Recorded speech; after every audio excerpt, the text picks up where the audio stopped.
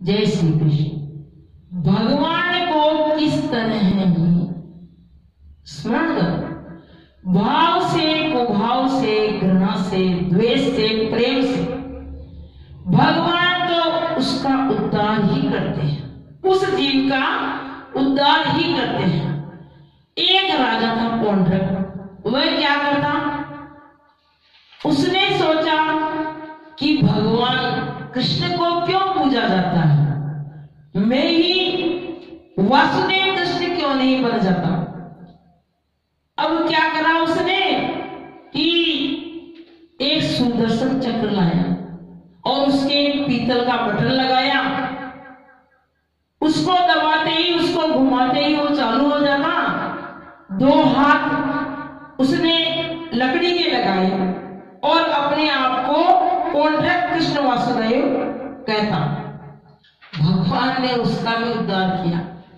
तो भगवान कहते हैं कि मुझे किसी भी तरह भजो, काम करते रहो, नाम जपते रहो, कृष्ण गोविंद गोपाल गाते रहो, मुझे किसी भी तरह स्मरण करो, मैं तो उस जीव का उद्धार ही करता हूं।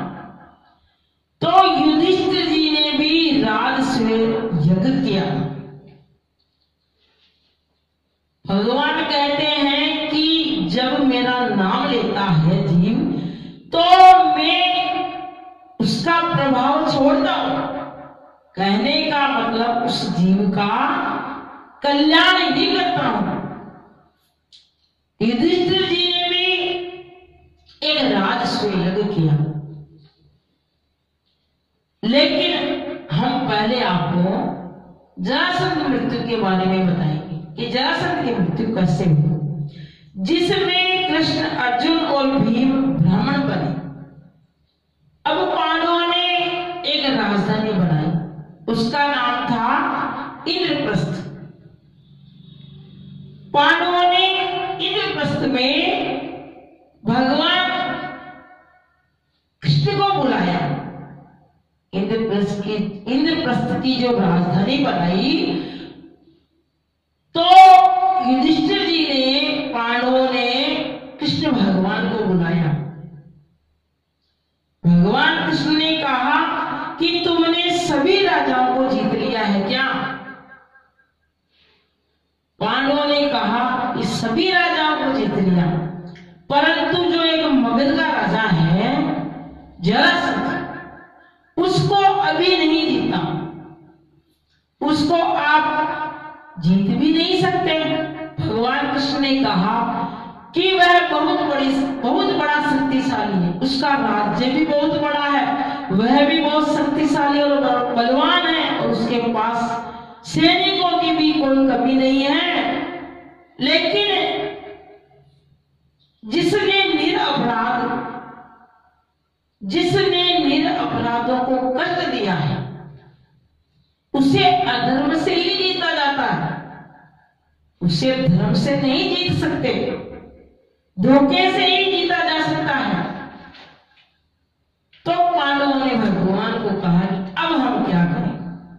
अर्जुन, भीम, कृष्ण तीनों ब्राह्मण बनकर जरासंध के पास पहुंच गए और जरासंध ने उनका स्वागत किया और कहा और वचन दिया कि तुमको इतना दान दूंगा कि आपकी किसी भी कीमत पर किसी से जीवन भर मांगने की जरूरत नहीं रहेगी। इतना दान दूंगा, इतना पैसा दूंगा, इतना धन दूंगा, इतना दौलत दूंगा। जरासंध ने, जो ब्राह्मण रूप में अर्जुन, कृष्ण और भीम भैया गए थे, उनको जरासंध ने कहा, कृष्ण ने कहा कि हम राजा हैं, हम कोई ब्राह्मण नहीं है, हमसे तो युद्ध करो। भीमसेन से युद्ध हुआ जरासंध, क्योंकि भीम भैया खूब खाते, उनका पेट मोटा था, तो खाने में खूब खाते। और देखो युद्ध हुआ तो भगवान कृष्ण ने इशारे से कहा कि भीम भैया तुम युद्ध करो जरासंध से। जब भीम भैया ने युद्ध किया तो भीमसेन की सारी नसें ढीली हो गई। उसने भगवान से हाथ जोड़ा कि मैं तो आज रात को ही भाग चलूंगा यहाँ से, मुझसे जरासंध से युद्ध नहीं होगा, मैं नहीं कर सकता युद्ध। अरे भाई तुम इतने मोटे ताजे हो, बलशाली हो, शक्तिशाली हो, फिर भी युद्ध नहीं कर सकते? तो उसने मना कर दिया भीमसेन। भगवान ने कहा कि आज युद्ध करना और जैसे मैं इशारा करूं मेरी तरफ देखना। तो भगवान कृष्ण ने इशारा किया, भीमसेन ने वैसे ही किया, तिनका चीर कर इधर से उधर कर दिया। तो भीमसेन ने भी ऐसा ही किया और जरासंध की मृत्यु हो गई। अब राजसूय यज्ञ में पूजा के प्रथम अधिकारी कौन बने, किसकी पूजा पहले हो?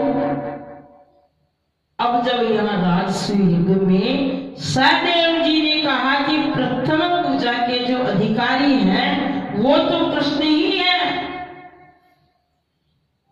तो शिशुपाल ने कहा कि कदापि नहीं, इस ग्वाले की पूजा क्यों, हम नहीं होने देंगे। ये तो बना है द्वारिकाधीश का राजा, अब पहले तो ये गैयों का गोला था। भगवान कृष्ण को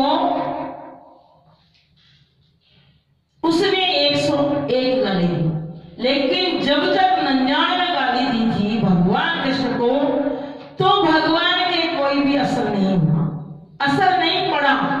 लेकिन जैसे ही उसने 101 गाली दी तो भगवान ने सुदर्शन चक्र से उसका सिर जड़ से अलग कर दिया और उसका उद्धार किया।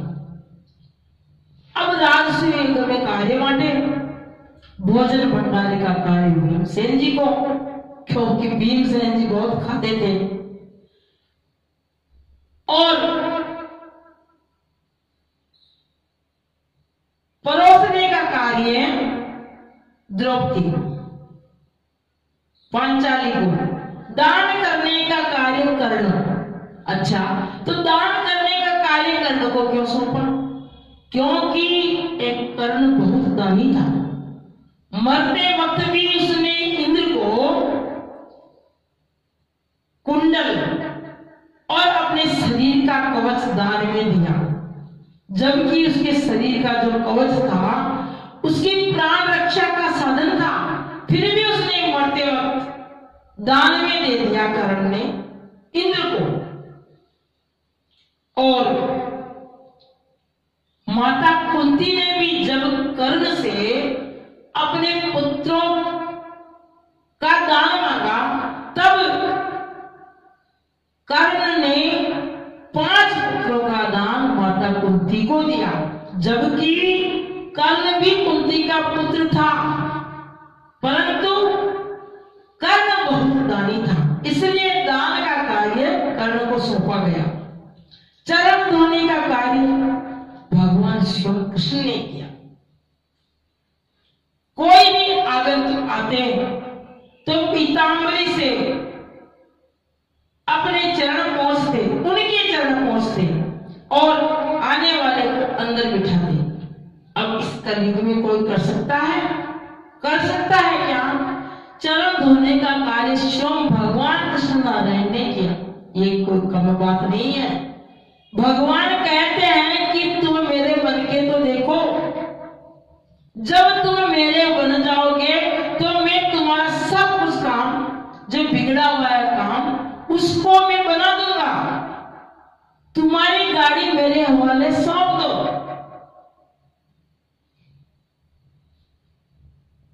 यही तो काम करना है। अब देखो,